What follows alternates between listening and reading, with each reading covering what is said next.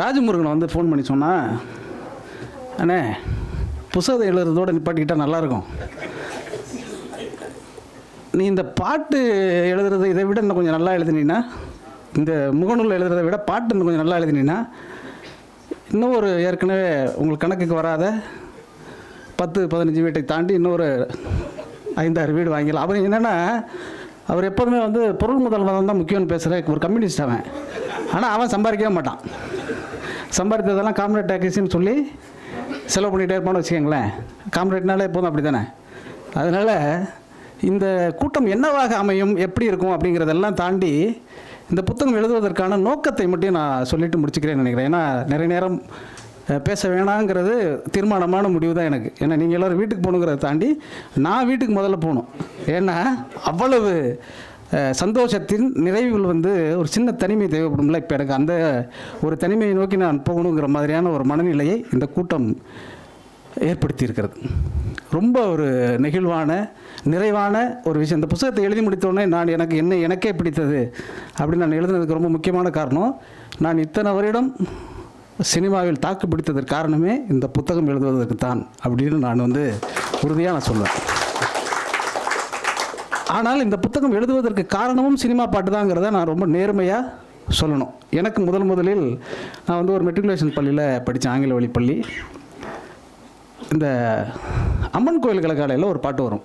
நான் ஏற்கனவே ஒரு கூட்டத்தில் கூட சொல்லியிருக்கேன். அதை இந்த சங்க இலக்கிய பரிச்சயம் ஏற்படுவதற்கு அடிப்படை காரணம் ஒரு சினிமா பாட்டுன்னு சொன்னதுனால சினிமா பாட்டு எழுதின நான் சங்க இலக்கியத்துக்கு ஒரு புத்தகம் எழுதினு முடிவு பண்ணேன். அம்மன் கோயில் கலக்காலைன்னு ஒரு படம், பூவை எடுத்து ஒரு மாலை தொடுத்து வச்சுருந்த பாட்டு நீங்கள் கேட்டிருப்பீங்க. அதில் ஒரு வரி வரும், கண்ணாடி வள முன்னாடி விழ என் தேகம் விழுந்தேனே அப்படின்னு இருந்துச்சு. அப்போ நான் வந்து 7வது படிச்சுட்டு இருந்தேன். எனக்கு அது புரியல அந்த வரி. கண்ணாடி வள முன்னாடி விழ என் தேகம் விழுந்தேனோன்னு எங்கள் தமிழ் வாத்தியார்கிட்ட போய் கேட்டேன். எப்படி தியாகராஜன் குமாரராஜாவுக்கு 4 நல்ல ஆசிரியர்கள் கிடைத்தார்களோ எனக்கு கிடைத்த அத்தனை ஆசிரியர்களும் நல்ல ஆசிரியர்கள். அது ரொம்ப முக்கியமான விஷயம். நான் எல்லோரையும் தனித்தனியாக எழுதணும், பேசணும். அவர் புலவர் நாகேந்திரன் ஐயா, அவர்கிட்ட போய் கேட்டேன், கண்ணாடி வேலை முன்னாடி வேலை என் தேகம் விழுந்தேனோன்னு உனக்கு என்ன வயசு அப்படின்னாரு. என்ன கோயட் வேறு, இது மொத்தமாக சொல்ல முடியாது தம்பி, ஸ்டாஃப் ரூமுக்கு வாங்கிட்டார். அவர் அங்கேயே சொல்லியிருந்தா கூட அது பெரும் பிரச்சனையாக இருக்காது. இப்போ என்னென்னா, நான் கெட்ட வார்த்தை பேசிட்டேன்னு மொத்த கிளாஸும் பேச ஆரம்பிச்சிட்டானுங்க. டாக்டர்கிட்டே இது வாத்தியார்கிட்டே போய் சார்கிட்டே போய் பிரேம், என் பேர் வந்து பிரேம்குமார், பிரேம் வந்து கெட்ட வார்த்தை எதாவது பேசிட்டான், அவனை ஸ்டாஃப் ரூமுக்கு வர சொல்லிட்டாரு. கண்ணாடி வேலை முன்னாடி வேலை தேகம் விழுந்தேன்னு பாட்டு எழுந்தேன் கங்கேமறேன், எதுக்கு நம்மளை கூப்பிட்டு கண்டிக்க போகிறாருன்னு சொல்லிட்டு நான் போய், ஏன் சார் கிளாஸில் சொல்லியிருக்காம இந்த வயசில் அதெல்லாம் தெரிஞ்சக்கூடாதுப்பா, அது வந்து காதல் நோய் வந்துச்சுன்னா வளையல் வந்து கலண்டு விழுந்துடும், அதனால் அந்த பொண்ணு நடந்து போயிட்டு இருக்கும்பொழுது அவள் கண்ணாடி வளையல் கலண்டு விழுந்துருச்சு, அந்த மாதிரி என் தேகம் இழைச்சி போச்சு, அந்த அளவுக்கு என் காதல் எனக்கு நோய் வந்துருச்சுன்னு அவர்கிட்ட கேட்டேன். சார் காதல்னா நோயா சார்னு கேட்டேன். இந்த வயசில் நோய் தாண்டா, அதுக்கு பிறகு அது பெருநோயாக மாறிடும் அப்படின்னு சொல்லிட்டு அவர் ஒரு விஷயத்தை எனக்கு செஞ்சார். நீ எப்பெல்லாம் இந்த மாதிரி உனக்கு சந்தேகம் வரக்கூடிய பாட்டு வருதோ அதெல்லாம் எழுதிட்டு வா, அதுக்கு தகுந்த நான் புத்தகத்தை கொடுக்குறேன்னு சொல்லிட்டு அன்றைக்கு பசலை நோய் பற்றி படிக்க ஆரம்பித்தவன், அதற்கு பிறகு தமிழில் வந்திருக்கக்கூடிய அத்தனை சங்க இலக்கிய புத்தகங்களை வாசித்தவன் என்கிற சந்தோஷத்தோடு பெருமிதத்தோடு நான் சொல்ல முடியும். நான் இந்த நூல் வந்து கொடுத்துருக்கக்கூடிய ஒரே ஒரு விஷயம் வந்து, எந்த இடத்துலையுமே சங்கப்பாட்டை வந்து முழுசாகவே சொல்லலை. மரியாதைக்குரிய ஐயா பாலகிருஷ்ணன் அவர்கள் அவருடைய தலையங்கங்களை எல்லாம் வந்து பிழை திருத்தியிருக்கிறேன் நான். அதுக்கப்புறம் எல்லாம் முடித்து நன்றாக யோசித்து பாருங்களேன், எவ்வளோ பெரிய வாழ்க்கையில் வந்து ஒரு பெரிய சந்தோஷம் கிடைக்குன்னு. 25 வருஷத்துக்கு முன்னாடி பத்திரிகையில் அவருடைய தலையங்கத்திற்கு எழுத்துப்பிழை ஒற்றுப்பிழை திருத்தி அச்சாக்கி கொண்டு இருந்தவன், என்னுடைய புத்தகத்திற்கு அவர் எழுதி அறிந்துரைக்கும் நானே ஒற்றுப்பிழை நீக்கி தலைப்பிட்டு அந்த புத்தகத்தை அச்சடித்து கொண்ட ஒரு இடம் இருக்குல்ல, அது நான் சினிமாவில் எங்கேயுமே செதறி போயிடலைங்கிறத காட்டுச்சு. எனக்கு ரொம்ப முக்கியமான விஷயமாக நான் திரும்பி கருதுவது, நான் போய்கொண்டே தான் இருக்கிறேன், சினிமா என் கூட வந்து கொண்டே இருந்தது. அதை அடிப்படையான காரணம் வந்து, ஒரு பாட்டு எழுத கூப்பிட்டேன், ஒரே ஒரு பாட்டு எழுத கூப்பிட்டாலும் கூட தியாகராஜன் குமாரராஜா, அதுக்கப்புறம் எனக்கு 12 பாட்டு எனக்கே கொடுத்தாக வேண்டிய கட்டாயத்தை நான் அப்படியே உருவாக்கிடுவேன். அவருடைய நல்ல மனசோ நான் நல்லா எழுதணுங்கிறது எனக்கு தெரியாது. அவரை வந்து தனிப்பட்ட முறையில் நான் வந்து இந்த கூட்டத்திற்கு அழைத்ததற்கு ஒரே ஒரு காரணம் தான் இருக்குது. அவர் எனக்கு ரொம்ப நாள் பழக்கம் கிடையாது.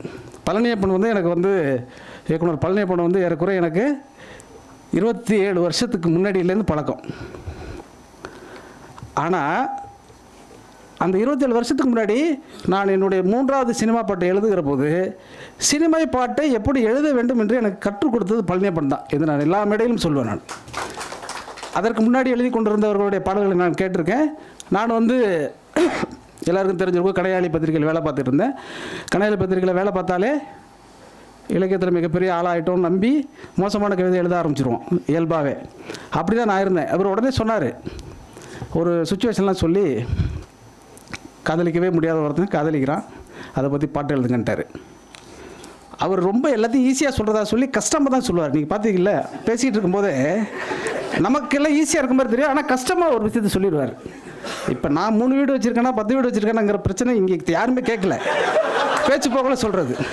அதே மாதிரி ஐயா ஆறுமுகத்தமிழன் பேராசிரியர் அவர் பேசிகிட்டே இருக்கும் பொழுது தேவர்கள் எல்லாம் அப்படின்னு ஒரு அர்த்தம் வந்தாச்சு.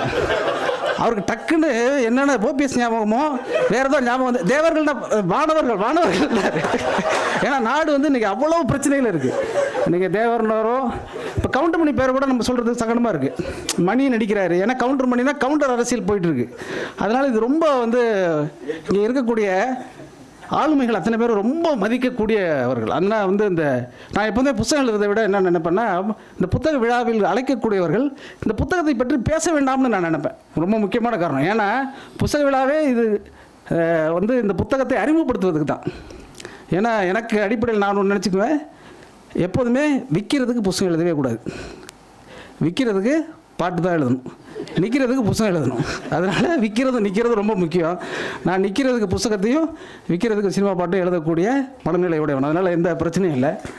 நிறைய வந்து பாலகிருஷ்ணன் ஐயாவுடைய வாழ்வில் இருந்து தனிப்பட்ட முறையில் நிறைய அவரோட எனக்கு நெருக்கமான தொடர்பு இருந்திருக்கிறது. அதெல்லாம் தாண்டி சமீபத்தில் அவர் செய்திருக்கக்கூடிய ஒரு பெரிய சமூக மாற்றம் இருக்குல்ல, அது மாற்றம் தான் சொல்லுவேன், அது கொஞ்சம் பெரிய வார்த்தை தான். அது ரொம்ப ஆச்சரியகரமான மாற்றம். அது ஒரு தனி நபராக அவர் செய்து காட்டியிருக்கிறார். ஏன்னா என் போன்றவர்களுக்கு கூட சங்க இலக்கியத்தை புத்தகம் எழுத வேண்டும் என்கிற ஆசையை, ஆர்வத்தை, தேவையை, கடமையை உணர்த்தியது அவர் தான். எனவே இந்த கூட்டத்திற்கு வந்து அவர் வந்து தலைமையை ஏற்க வேண்டும் என்று நான் ரொம்ப அன்போடு கேட்டேன். என்னுடைய நன்றியை, என் வாழ்நாள் நன்றியை சொல்கிறேன். அப்புறம் இந்த புத்தகத்துக்கு எழுதிட்டு இந்த புத்தகத்தை அச்சிட்டுலாம் பண்ணிவிட்டு ஒருத்தர் கொடுக்கும்பொழுது நான் ரொம்ப பதறி போய் பதட்டமாகி கொடுத்தது வந்து ஐயா புலவர் வேலுசாமி அவர்கள் தான். ஐயா இது பழனியப்பன் அவர்கள் பேசுகிற போது இந்த மேடையில் தமிழ் படித்தவர் அப்படின்னு சொன்னாக்க பாலகிருஷ்ணன் ஐயாவை விடவும் தமிழ் படித்தவர் புலவர் வேலுசாமி. தமிழ்நாட்டில் நான் மதிக்கக்கூடிய ஒரே தமிழ் அறிஞர் என்றால் வேலுசாமி தான். நான் ரொம்ப வெளிச்சமாகவும் தைரியமாகவும் சொல்கிறேன். என்ன காரணம்னா, அவர் வந்து எல்லா மட்டத்திலும் வாசிக்கக்கூடியவர். எனக்கு வந்து இப்போ தமிழ் அறிஞர்னால் என்ன பண்ணுவாங்க அப்படின்னாக்க, ஏதாவது ஒரு பழந்தமிழ் புத்தகத்தை பற்றி நம்மகிட்ட கொடுப்பாங்க, அதை படிக்க சொல்லுவாங்க. அந்த புத்தகம் வந்து அந்த புத்தகத்தை படிக்க முடியாது, ஏன்னா காலத்தால் கடந்திருக்கிறதுனால கரையாமாட வேறு இருக்கும், அதில் படிக்க முடியாது. உண்மையிலே இவர்கிட்ட புத்தகத்தை கொடுத்தீங்கன்னா ஐயா புத்தகமே படிக்க மாட்டார், பிடிஎஃப் அனுப்புங்கன்னு சொல்லுவார். நான் புத்தகத்தில் படிக்கிறது இல்லையே, தெரியாது அவங்களுக்குன்னு கேட்டார் அன்றைக்கி. ஐயா வேட்டி சட்டை தான் போடுறாரு, பேசுகிறதெல்லாம் சிவஞான போது தான் பேசுவார், ஆனால் பிடிஎஃப்பில் தான் படிப்பார்.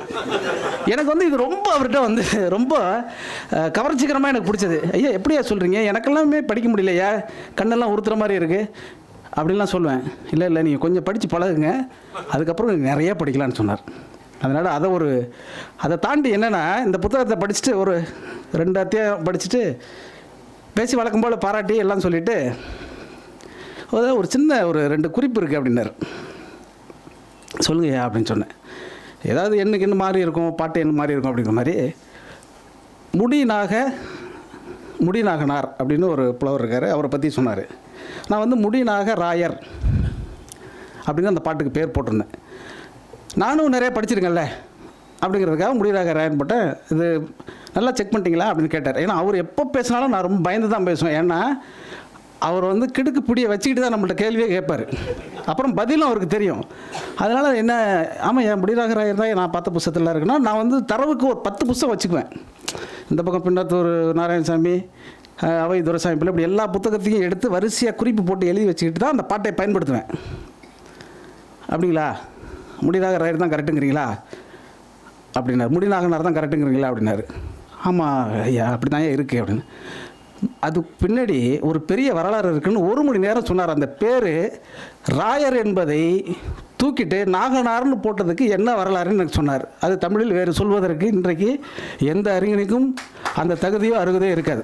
ஏன்னா ராயர் என்கிற சொல் எப்படி இணைக்கப்பட்டது, இணைத்திருந்தது எப்படி எடுத்தாங்கிறதுக்கு ஒரு பெரிய அரசியல் சொன்னார். அது மாதிரி நிறைய சொல்லிகிட்டே இருந்தார். அந்த புத்தகம் எழுதியதனால் நான் அடைந்த பலன் என்பது அவரிடத்தில் ரொம்ப பாதுகாப்பாக வைக்கப்பட்டிருந்த ஒரு 50 PDF பழந்தமிழ் PDF புத்தகங்களுடைய கைவசம் இருக்கிறது. நீங்கள் எல்லோரும் பயந்துருங்க, எல்லோரும் செம்மையாக சிக்கினீங்க. இன்னும் ஒரு 10 புத்தகமாவது நான் எழுதியே தீரணும். ஏன்னா அவ்வளோ புத்தகம் இருக்குது. இதெல்லாம் முடிச்சுட்டு எல்லாம் படித்து முடிச்சுட்டு சொன்னார். இந்த புத்தகம் படிச்சுக்கிட்டே இருக்கும் பொழுது எனக்கு ஒரு புத்தகம் ஞாபகம் வந்துச்சு. அந்த புத்தகத்தை தான் நான் ஒரு 10 நாளாக தேடிட்டு இருக்கேன். அந்த PDF உங்களுக்கு அனுப்பிச்சிருக்கேன்னு சொல்லிட்டு ஒரு புத்தகம் அனுப்பிச்சார். நான் மிரண்டு போனேன். துரை அரங்கசாமி என்பவருடைய புத்தகம். அந்த புத்தகம் என்கிட்ட PDF இருக்குது. நான் உங்களை எல்லாருக்கும் நான் திருப்பி அனுப்புகிறேன். இந்த புத்தகத்தில் நான் என்னவெல்லாம் ரசித்து ஒரு பாடலை பற்றி எழுதியிருக்கேன் இல்லையா, அந்த மொத்த வரிசையும் அதில் இருக்குது. நான் கேட்டேன், ஐயா அந்த புத்தகத்தை இப்படி ஒன்று எழுத போகிறீங்க, நீ முன்னாடியே சொல்லியிருந்தா இந்த புத்தகத்தையே கொடுத்துருப்பேனே அப்படின்னு அவர் சொன்னார். அதில் வந்து என்ன ஒரே ஒரு விஷயமாக இருந்ததுன்னா, சங்க பாடலை அந்த விளக்கம் இருக்குல்ல, அது ரொம்ப ஆச்சரியகரமான நடையில் எழுதப்பட்டிருந்தது. 1956 என்னமோ வந்திருக்கு அந்த புத்தகம். ஒரு ஒரு ஒரு 50 பக்கம் படிச்சுட்டு ஐயா 2வது நாளே ஃபோன் பண்ணி, ஐயா இந்த புத்தகம் முன்னாடி கிடச்சிருந்தா வேறு மாதிரி எழுதியிருக்கோம் அப்படின்னா, இல்லை நீங்கள் எழுதியிருக்கிறது வேறு மாதிரி இருக்குது, இதை நீங்கள் படிக்காமல் எழுதுனது தான் இதில் உள்ள சிறப்புன்னு சொல்லிவிட்டு அவர் வேறு ஒரு விஷயத்தை சொல்லிவிட்டு சில குறிப்புகளை எல்லாம் சொன்னார். அப்படி குறிப்புகளெல்லாம் சொல்லிகிட்டே வரும்பொழுது அந்த புத்தகத்தில் ஒரு ரொம்ப ஆச்சரியமாக இருந்தது. என்னென்னா, இந்த பெயர்கள்லாம் இருக்குல்ல, இப்போ மீனெறி தூண்டிலார், காலெறி கடிகையார், இப்படி பேர்கள் இருக்குல்ல, நம்ம சங்கப்பாடல் அந்த பேர் தெரியல அப்படிங்கிறதுக்காக அந்த பாட்டில் இருக்கக்கூடிய ஒரு வரியை எடுத்து அவங்களுக்கு பேர் வச்சுருப்பாங்க. அணிலாடு முன்றிலார் அப்படின்னு வைக்கிறாங்க. திரும்ப திரும்ப யோசித்து பாருங்கள். நான் சமீபத்தில் ஒரு எழுத்தாளருடைய நேர்காணலை பார்த்தேன். அதில் முட்டாள்தனமாக இருந்த அந்த எழுதாளர், கல்வி புலத்தில் இருக்கிறவர்கள் தமிழுக்கு எதுவுமே செய்யவில்லைங்கிறான். அதை இன்டர்வியூ எடுத்துகிட்டு இருக்கிற ஒரு பேராசிரியர் சிரிச்சுக்கிட்டே உட்காந்துருக்கு. நீங்கள் யோசிச்சு பாருங்கள், தமிழில் இன்றைக்கு நம்ம படித்திருக்கக்கூடிய அத்தனை இலக்கியங்களும் கல்வி புலத்தில் இருந்தவர்களால் நம்ம கை கிடைத்தது தான். இவனுங்க என்ன பண்ணியிருக்கானுங்க, இவன் உலக இலக்கியத்தை வளர்த்ததே இலக்கியம், அது தமிழ் இலக்கியவாதிகள், அதுலேயும் நவீன இலக்கியவாதிகள்ங்கிறான். நான் இப்போது சமீபத்தில் TM கிருஷ்ணா பற்றி ஆங்கிலத்திலேருந்து தமிழில் மொழிபெயர்த்திருக்காங்க. அந்த புத்தகத்தை வந்து நம்மளுடைய செல்லப்பாவிடமோ அல்லது எழுத்துப்பிழை நீக்குகிறவர் யார்கிட்டயாவது கொடுத்தீங்கன்னா பக்கத்துக்கு 25 தப்பு இருக்குங்க. பக்கத்துக்கு நான் வந்து மொழி மட்டும்தான் சொல்கிறேன், அந்த புத்தகத்தின் கருத்தை சொல்லலை. ஒரு எழுத்தை ஒரு பக்கத்திற்கு இன்றைக்கு வரக்கூடிய நவீன இலக்கிய பத்திரிகைகள் என்று சொல்லக்கூடிய பத்திரிகைகளை எடுத்து நீங்கள் வச்சு பார்த்தீங்கன்னா, ஐயா வேல்சாமியிட்டெல்லாம் கொடுத்தீங்கன்னா கிழிச்சி மூஞ்சல் தூக்கி எறிஞ்சிடுவார், ஓடுங்கடான்றார். ஐயா நீ கொஞ்சம் பாதுகாப்பாக பேசிட்டு உட்காந்துட்டாரு. ஏன்னா நிறைய விஷயங்களை வந்து சொல்லலாம். அது அந்த அது நோக்கம் அது வரலங்கிறதுனால இதை நான் விட்டுட்டு போகிறேன். அதனால் இந்த அடிப்படை காரணம் பாலகிருஷ்ண ஐயாவாக இருக்கட்டும், அல்லது வேலுசாமியாக இருக்கட்டும், ஆறுமுக தமிழனாக இருக்கட்டும், நம்ம தியாகராஜனாக இருக்கட்டும், ஆசிஃப் இருக்கட்டும், எல்லாருமே இந்த கூட்டத்தில் வந்து ஒரு நிறைவளித்த பேச்சு. அதுக்கப்புறம் வந்து சொல்லணும் அப்படின்னா, வெயிலை பற்றி சொல்லணும். கொஞ்சம் வெயில் காலங்கிறதுக்காக இல்லை, தனிப்பட்ட முறையில் வெயிலுடைய கவிதைகள் வந்து என்னை ரொம்பவும் சமீப காலங்களில் வந்து ரொம்ப ஆச்சரியப்படுத்திருக்கும். வார்த்தைகளில் நான் வந்து சினிமாவில் இப்படியெல்லாம் ட்ரை பண்ணி பார்க்கலான்னு முயற்சி பண்ணியிருக்கேன். அது சாத்தியப்பட்டதில்லைன்னு வச்சுக்கோங்களேன். சாத்தியப்பட்டதில்லை அப்படின்னாக்க தியாகராஜன் மாதிரி ஆட்கள் ஏதோ ஒரு பாட்டுக்கு 12 பாட்டு கொடுத்துருவாங்க. சில பேர் வந்து இது புரியல சார் அப்படின்னு சொல்லிடுவாங்க. ஆனால் தனிப்பட்ட முறையில் நம்ம ஒரு பாடலாசிரியனாக இருந்தாலும் கூட சமகால கவிதையை வாசிக்கிறவன் என்கிற முறையில் சில பேரோட கவிதைகள் எனக்கு பிடிக்கும். அப்படி இசை கவிதையை சொல்லலாம், வெயிலுடைய கவிதைகள் சொல்லலாம், இன்னும் நிறைய பேர் சொல்லிகிட்டே இருக்கலாம். அதெல்லாம் தாண்டி வெயிலோடு உரையாடுகிற பொழுது நான் என் அண்ணனோடு என் தம்பியோடு உரையாடுவது மாதிரியான ஒரு சகஜம் வந்து இருந்துக்கிட்டே இருக்கும். இந்த கட்டுரைகள்லாம் நம்ம அவருக்கு அனுப்பிச்சிருக்கேன். அவர் தொடர்ந்து படித்து எனக்கு நிறைய விஷயங்கள் சொல்லியிருந்தார். அவருடைய கவிதைகளும் இந்த புத்தகத்தில் சில இடங்களில் குறிப்பிட்டிருக்கேன். எனக்கு வந்து ரொம்ப பிடித்த கவிஞர் என்பதையெல்லாம் தாண்டி சில குறிப்புகளை வந்து அவர் சொன்னார். அவர் வந்து சங்க இலக்கியத்தில் வந்து அவருக்கு எனக்கும் ஒரு போட்டி வந்துச்சு. போட்டியில் சமீபத்தில் அவர் காதலை பற்றி, அவர் நிறைய காதலை பற்றி தான் தொடர்ச்சியாக பேசிகிட்டே இருப்பார். நிறைய எழுதலை அப்போ ஒரு கூட்டத்தில் வந்து ஒரு காதலை பற்றி சொல்லுகிற ஒரு சங்கப்பாட்டலை பற்றி சொல்லியிருந்தார். அப்படி ஒரு சங்கப்பாட்டு இருக்குங்கிறது உண்மை தான். ஆனால் அவர் சொன்ன பொருள் கிடையாது. இது எனக்கு ஷாக் ஆகிடுச்சு. என்னென்னா, எந்த உரையாசிரியும் சொல்லாத ஒரு புது உரையை வந்து வெயில் சொல்கிறாரு. இது எந்த சங்க புத்தகத்துலேருந்து படித்து சொல்லுவார் அப்படிங்கிறதுக்காக நான் அவர்கிட்ட கேட்டேன், இது எங்கேயா இருக்குது அப்படின்னு சொன்னோன்னா அவர் உடனே காப்பி எடுத்து அனுப்பிச்சிருந்தார். தமிழிலேயே இருக்கிற மிக மோசமான உரையாசிரியரால் உரை எழுதப்பட்ட ஒரு புத்தகத்தை தான் அவர் சொன்னார். ஆனால் மேடையில் அவர் சொல்லும் பொழுது அந்த உரையை விட தமிழிலேயே ஆகச்சிறப்பான ஒரு உரையை அந்த கூட்டத்தில் அவர் பேசினார். அப்படின்னா என்னென்னா, அந்த சங்கப்புலவன் எழுதியதை விடவும் அதிகமாக சிந்தித்து இது மாதிரி இருக்குமோ என்று யோசித்து சொல்லக்கூடிய ஒரு நபராக வெயில் இருந்தார். அது இருப்பார் அவர். நிறைய அது மாதிரி இந்த புத்தகத்தை படிச்சுன்னா முழுசாக அவர் இன்றைக்கி கொஞ்சம் தான் பேசியிருக்காரு. நான் எனக்கு நிறைய பேசுகிற பொழுது இன்னும் கூடுதலாக அவர் சொல்லுவார் நினைக்கிறேன். சின்ன சின்ன விஷயங்களாக இருக்கும் பொழுது கூட உரையாடலை பற்றி பேசும்போது, உரையாடலுங்கிறது ரொம்ப முக்கியம் தான். ஐயா அவர்களோடு பேசுகிற பொழுது நிறைய குறிப்புகளை சொல்லிக்கொண்டே இருப்பார். சொல்லிவிட்டு அதுக்கப்புறம் வந்து உங்கள் மேல் கணிச்சிருக்கேன் படிங்க அப்படிம்பார். எனக்கு அப்படி வந்து சமீபத்தில் வந்து விஆர்எம் செட்டியாருடைய கீதாஞ்சலி அனுப்பிச்சி விட்டார். நான் படித்ததுலேயே ஆகச்சிறந்த புத்தகமாக இருந்தது. ஐயா சொன்னார், நான் இதெல்லாம் சின்ன வயசுலேயே படிச்சிட்டேனே அப்படின்னாரு. ஐயா சின்ன வயசுலேயே படிச்சுட்டாருங்கிறது நம்ம இப்போ தான் அவர் படிச்சுட்டாருங்கிறதே நமக்கு இப்போ தானே தெரியுது. அப்போ இவர் மாதிரியான ஆளுமைகளை இந்த தமிழ் சமூகம் கொண்டாட வேண்டும். நிறைய கூட்டங்களில் பேச வேண்டும். இங்கே நிறைய இது மாதிரி யூடியூப் சேனல்காரர்கள்லாம் நிறைய வந்திருக்கீங்க. நானே ஐயாவிடம் தேதி வாங்கி தருகிறேன். நீங்கள் எல்லோரும் தனித்தனியாக வந்து ஒரு சங்க இலக்கியத்தில் இருக்கக்கூடிய ஒரு குறுந்தொகையை பற்றி ஒரு முறை பேச வைங்க. ஐயா ஒரு 50 பாட்டு சொல்லுவாங்க. அந்த மாதிரியான விஷயங்களை பரப்புவதன் மூலமாக இன்னும் கூடுதலாக இந்த சங்க இலக்கியம் போய் சேரும். நானும் திரும்பவும் சொல்லுகிறேன், சங்க இலக்கியத்தையும் திருக்குறளையும் கையில் எடுக்க வேண்டிய காலத்தில் தான் நாம் இருக்கிறோம். அதனால் நம்ம நிச்சயமாக அதை கையில் வச்சுக்கணும். அதுக்கப்புறம் வந்து சொல்லப்பட வேண்டியது வந்து ரொம்ப நேர்மையாக நான் என்ன அரசியல் அப்படிங்கிறதெல்லாம் வந்து நான் சொல்ல வேண்டியதில்லை. அரசியல் என்னங்கிறது இந்த கூட்டத்தில் லிஸ்ட்டை பார்த்தாலே தெரிஞ்சிடும். பழனி அப்படின்னா சூர்யா சேவரே எல்லாரையும் கூப்பிட்டாக்க நான் இல்லைங்க, நான் வந்து நட்டு வைத்த வேலுக்கு பொட்டு வைக்கிறவன்லாம் நான் சொன்னேன்னு வச்சுக்கோங்க, செம காமெடி ஆயிரும். அதனால் என் அரசியல் என்ன என்பதை நான் சொல்வேன். இந்த அரசியலுக்காக எதை வேண்டுமானாலும் இழக்க நான் தயாராக இருப்பேன். அதான் ரொம்ப முக்கியமான விஷயம். எனக்கு வந்து இந்த ஆளும் அரசுகள் கொடுக்கக்கூடிய பரிசுகளை பற்றியோ, இந்த ஆளும் அரசுகள் செய்யக்கூடிய அயோக்கியத்தனங்களை பற்றியோ எனக்கு எந்த பயமும் பதட்டமும் கிடையாது. நீங்கள் என்ன வேணாலும் செய்துக்கலாம். நான் வருமான வரி கரெக்டாக கட்டுறேன். அதனால் என் வீட்டில் நீங்கள் இடி ரைடெலாம் பண்ணவும் முடியாது. ஆனால் இதெல்லாம் செஞ்சிட்டிங்கன்னா ரொம்ப நல்லது. ஜெயிலுக்கு போய்ட்டால் நிறைய எழுதுவேன். அதனால் இந்த பதட்டமெல்லாம் இல்லை. என் அரசியல் என்னங்கிறது தெரியும்.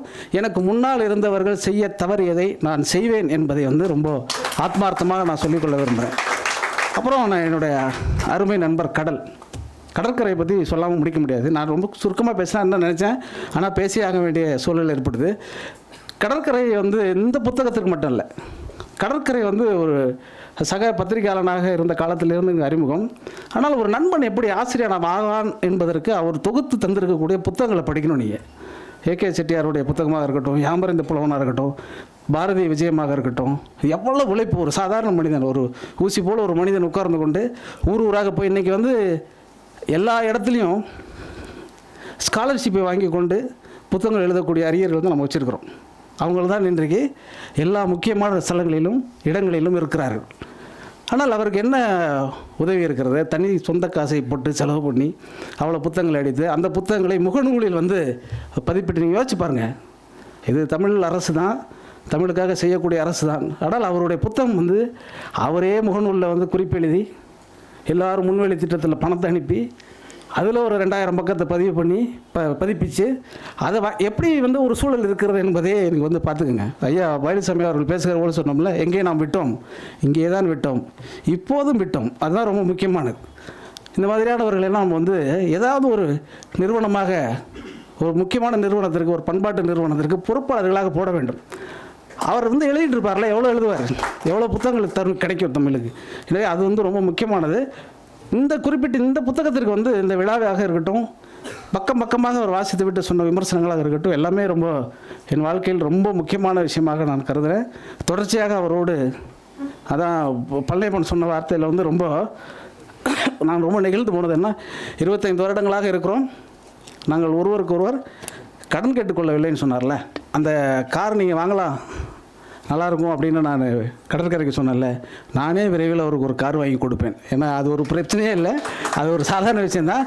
ஆனால் நீங்கள் யாமறிந்த புலவன் மாதிரி இன்னொரு 10 புக்கு எழுதணும், அப்போ தான் வாங்கி கொடுப்பேன். அதனால் அதுதான் அந்த அளவுக்கு ரொம்ப முக்கியமான ஒரு நண்பர், ஆய்வாளர். தொடர்ச்சியாக ஆய்வு பணியில் வந்து மேற்கொள்கிற பொழுது அவர் எந்த சோர்வையும் பார்க்காமல் அந்த புத்தகத்தை எல்லாம் நீங்கள் அவசியமாக பார்க்க வேண்டும். நான் இங்கே மேடையில் வந்திருக்கக்கூடிய ஆளுமைகளுக்கு கூட அந்த புத்தகத்தை தான் கொடுத்தேன். அதற்கப்புறம் தோழர் சூர்யா சேவியர் அவர்களை பற்றி சொல்லணும். இந்த காவேரி நீரோவியம் என்கிற ஒரு புத்தகம் அவர் பேசினதை வச்சே நீங்கள் புரிஞ்சிருப்பீங்க. அப்புறம் சோஷியல் மீடியாவில் குறிப்பாக இன்றைக்கி யூடியூப்காரர்களுக்கு யார் ஹீரோன்னா அவர் தான் ஹீரோ. மோடி வந்து அங்கே போய் ஏதாவது ஒன்று பேசிட்டாருன்னா அவன் மோடிக்கிட்ட போய் பதில் கேட்க மாட்டான், சூர்யா சேவிட்ட தான் வந்து பதில் கேட்பான். அதுவும் இந்த விவாதங்கள்லாம் உட்காந்துக்கிட்டு நான் இவர் இது மாதிரி ஒரு குறிப்பிட்ட சில தோழர்கள் வரும்போது மட்டும்தான் நான் பார்ப்பேன். அதுக்கு என்ன காரணம்னா, நமக்கு ஒரு கோபம் ஒருத்த மேலே இருக்கும். அது கட்சி சார்ந்து வரவங்க பேசவே மாட்டாங்க. பாவம் அவங்க ஏதாவது அடுத்து எம்எல்ஏ சீட்டு எம்பி சீட்டுக்கு ட்ரை பண்ணிகிட்டு இருக்கிறதுனால, இல்லைனா டக்குன்னு இந்த கட்சிக்கு மாதிரி எம்எல்ஏ நின்றுலான்னு கூட வந்திருப்பாங்களோ என்னமோ தெரியாது. அதனால் பேசவே மாட்டாங்க, பார்த்துருக்கீங்களா? அது ஆனால் சூர்யா சேவர் மாதிரி ஆளுகள் வரும்போது என்ன போட்டு அவன் மிதிக்கிற மிதி இருக்குல்ல, நமக்கு அடிக்க முடியாதுங்கிறதுனால அடிக்கும்போது அவ்வளோ சந்தோஷமாக இருக்கும். தோழர் பின்னிட்டிங்க தோழர், நான் அப்படி தான் நானும் தான் தொலைபேசி செய்து அவரோடு நண்பரானேன். அவர் எனக்கு நண்பர் கிடையாது, என் அப்பா காலத்து கம்யூனிஸ்ட் அவர். ஆனால் எனக்கு எப்படி ஒரு நண்பராக முடியும்? ஆனால் வந்து தொடர்ச்சியாக வந்து அவர் தொலைபேசி உரையாடலில் தான் நண்பரானார் நிறையா. அப்புறம் அந்த காவிரி நீரோவி அடுக்கிற பொழுது அவர் மீது எனக்கு ஒரு மிகப்பெரிய பிரமிப்பு வந்தது. தொடர்ச்சியாக சென்ற புத்தக கண்காட்சியில் வந்து அதிகமாக விற்பனையான ஒரே புத்தகம் வந்து காவேரி நீரோவியம் தான். அந்த புத்தகத்தை வெளியிட்டது வந்து மனுஷபுத்திரன். அவர் அந்த ஆண்டில் 12 புத்தகம் வெளியிட்டார். ஒரு கவிஞன் பதிப்பாளனாக இருந்து 12 புத்தகம் குறைவாக விற்று, எங்கே ஒரு சூர்யா சேவியரின் புத்தகம் அதிகமாக விற்றால் அந்த கவிஞனுடைய மனம் என்ன பாடுபடும் என்பது எனக்கு தெரியும். எனவே நானும் நேர்நிறை என்கிற ஒரு பதிப்பகம் வைத்திருப்பதால் என்னுடைய பதிப்பகத்துக்கும் சூர்யா சேவியர் அவர்கள் எழுத வேண்டும் என்கிற விருப்பத்தின் அடிப்படையிலும் இந்த கூட்டத்திற்கு அழைக்கப்பட்டிருக்கிறேன். அந்த வைகை நதிகாசமா அந்த புத்தகத்தை நேர்நிறை வெளியிடும் என்பதை நான் சொல்லுகிறேன். மனுஷபுத்திரன் அவர்கள் அதில் வரக்கூடிய ராயல்ட்டியை நான் உங்களுக்கும் தந்து விடுகிறேன் என்று இந்த கூட்டத்தில் கேட்டுக்கிறேன். அந்த அளவுக்கு ரொம்ப அற்புதமான தோழர். அவர்கள் எல்லாம் வழிகாட்டுவதனால்தான் இந்த மாதிரியாக இயங்க முடிகிறது நான் நினைக்கிறேன். நான் நினைப்பது மறுபடியும் ஒன்று தான், எனக்கு நல்ல தம்பிகள் உண்டு, நல்ல மனைவி உண்டு, நச்சரிக்காத மகள் உண்டு, அதே மாதிரி நிறைய புத்தகங்கள் உண்டு. இதெல்லாம் வாய்க்க இருக்கக்கூடிய ஒரு வாழ்க்கை எனக்கு கிடைத்தது இல்லையா? இது ரொம்ப எனக்கு வந்து சந்தோஷமாக இருக்கிறது. எந்த விஷயத்திற்காகவும் வந்து யாரிடமும் நான் வந்து கஷ்டத்தோடு எதையும் கேட்கவே இல்லை. எல்லாரும் எனக்கு அள்ளி கொடுக்கக்கூடிய அன்பு இருக்கு இல்லையா, அதுக்கு பதில் கைமாறு என்ன செய்ய போகிறேன் என்று எனக்கு தெரியவில்லை. கவிஞர் நந்தலாலா, இந்த விழாவுக்கும் அவருக்கும் எந்த சம்மந்தமும் இல்லை. இந்த கூட்டத்துக்கு அவர் பேசாமல் இருக்கலாம், ஏன்னா இருக்கிறவங்க நிறைய பேர் இருக்காங்க. நான் அவரிடம் ரொம்ப ரசித்து அவரை அழைத்ததற்கு, அவரும் மறுக்காமல் வந்ததற்கு ஒரே ஒரு காரணம் இருக்கிறது. ஒரு புத்தகத்தில் என்ன இருக்கிறது, அதை எப்படி சொல்ல வேண்டும் என்பதை தமிழ்நாட்டில் இருக்கக்கூடிய எல்லா பேச்சாளர்களை விடவும் ஆக சிறப்பான நுட்பத்தை உருவி சொல்லக்கூடிய ஒரே ஒருவர் என்றால் அது அவர் தான். அவர் எனக்கு கவிஞருங்கிறதுனால எனக்கு வேண்டியவருங்கிறதுக்காக நான் சொல்லலை. ஏன்னா நானும் அவரும் இந்த புத்தகத்தை ஒட்டி சொல்ல வேண்டிய ஒரு செய்தி வந்து, நான் தமிழக அரசுக்கும் நன்றி சொல்ல வேண்டும். இந்த புத்தகம் எழுதுவதற்கு இன்னொரு முக்கியமான ஒரு காரணம் வந்து, தமிழ்நாடு பூரா இருக்கக்கூடிய கல்லூரிகளில் மாபெரும் தமிழ் கனவு என்கிற ஒரு அற்புதமான ஒரு நிகழ்ச்சியை இந்த அரசு நடத்தியது. அதில் வந்து என் உள்பட ஒரு 10-15 பேர் போய் மாணவர்கள் மத்தியில் பேச போனோம். அப்படி பேச போகிற பொழுது நானும் தோழர் நந்தலாலா அவர்களும், நானும் தோழர் மதுக்கூர் ராமலிங்கம் அவர்களும், நானும் கருப்பழனியப்பன் அவர்களும் இப்படி நிறைய பேர் பேச போவோம். அப்படி பேச போகிற பொழுது உடன் வரக்கூடிய ஒருவர் இருப்பார்ல, 2 பேர் பேசணும். அந்த உடன் வரக்கூடியவர் எப்படி பேசுவாருங்கிற ஒரு சின்ன எதிர்பார்ப்பு நமக்கு இருக்கும். அப்புறம் அவரை விட சிறப்பாக பேசிடணும் அப்படிங்கிற ஒரு எதிர்பார்ப்பு இருக்கும். ஆனால் நந்தலாலா மாதிரியான ஆட்களோடு போகும்பொழுது எப்படி பேசினாலும் நம்ம சுமாராக தான் பேச போகிறோங்கிற மனசை ரொம்ப ஆறுதல் படுத்தி கூட்டிகிட்டு போகக்கூடிய ஒருத்தர் அவர் இருப்பார். ஏன்னா அவர் எப்படினாலும் நல்லது படிச்சுட்டு சொல்லிட போகிறார், மாணவர்களுக்கு நல்லது சொல்லணும், அவ்வளோதான். அந்த நல்லதெல்லாம் அவர் சொல்லிடுவார். நம்ம ஏதாவது 2 சினிமா கதையை சொல்லிட்டு வந்துடும்னு சொல்லிட்டு போகக்கூடிய ஒரு சௌகரியத்தை எனக்கு ஏற்படுத்தி கொடுத்தமைக்காகவும் இந்த விழாவுக்கு கூப்பிட்டு அவருக்கு ஒரு நன்றியை தெரிவிக்கணும்னு நான் விரும்பினேன். அதே மாதிரி ஆறுமுக தமிழர் ஐயா, அவர் வந்து உயிர் வளர்க்கும் திருமந்திரம் அந்த புத்தகத்தை நான் படிக்கிறதுக்கு முன்னாடி அவர் தொடராக வரும்பொழுது வாரம் தோறும் அதை எப்பெல்லாம் அந்த தொடர் வருதோ, எனக்கு வந்து பெரிய காதல் கவிதைகள், காதல் தொடர்கள், அப்புறம் அந்த வேறு வேறு எழுத்தாளர்கள் எழுதக்கூடிய படைப்புகள்லாம் எனக்கு பிடிக்கல. எனக்கு பெரிய பக்தி இலக்கியத்தின் மீது பெரிய நாட்டமும் இருந்ததில்லை, தெரிந்து கொள்ள வேண்டும் என்கிற ஒரு தவிப்பும் இருந்ததில்லை. ஆனால் அவர் எழுத ஆரம்பித்ததற்கு பிறகு கௌரவ ஏஜென்சிக்கு நல்லா தெரியும், அவர் அந்த பதிப்பாளருக்கு நான் எத்தனை திருமந்திரம் வாங்கினேங்கிறது அவருக்கு தான் தெரியும். அந்த ஒரு கட்டுரை இவர் எழுதிடுவார். நான் ஒரு திருமந்திரத்தை வாங்கி வச்சு ஏதாவது குறிப்பெடுத்து எழுதி வச்சுட்டுருப்பேன். வழக்கம் போல் ராஜமுருகன் வீட்டுக்கு வருவான், என்னென்ன குறிப்பாக இருக்குது அப்படின்னு, ரொம்ப பிரமாதமாக இருக்குது தம்பின்னு இவர் எழுதின கட்டுரையை பற்றி அவன்கிட்ட சொல்லுவேன். அப்போ இந்த புத்தகத்தை நான் படிச்சுட்டு வந்துட்டு எடுத்துகிட்டு போயிடுவான்.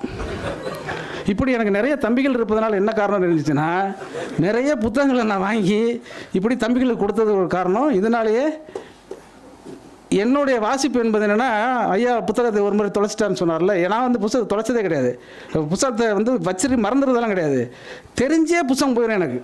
அதனால் இப்போ எல்லாம் வந்து வாங்கும் பொழுதே 10 புத்தகம் வாங்கிடுறது.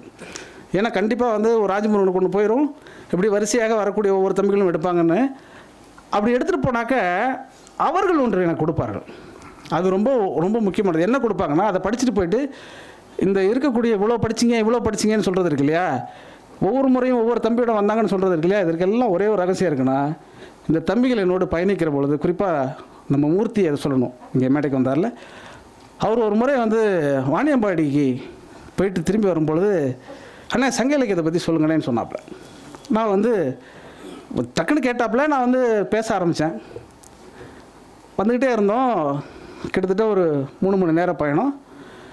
இவர் வேறு ஏதோ ரூட்டில் போயிட்டார். ஒரு 100 கிலோமீட்டர் தாண்டி போயிட்டு, அண்ணே நம்ம திருப்பி சென்னை தானே போகிறோம், இப்போ எங்கே வந்தோம் அப்படின்னு, நான் வேறு ரூட்டு வந்துட்டேனே அப்படின்னு.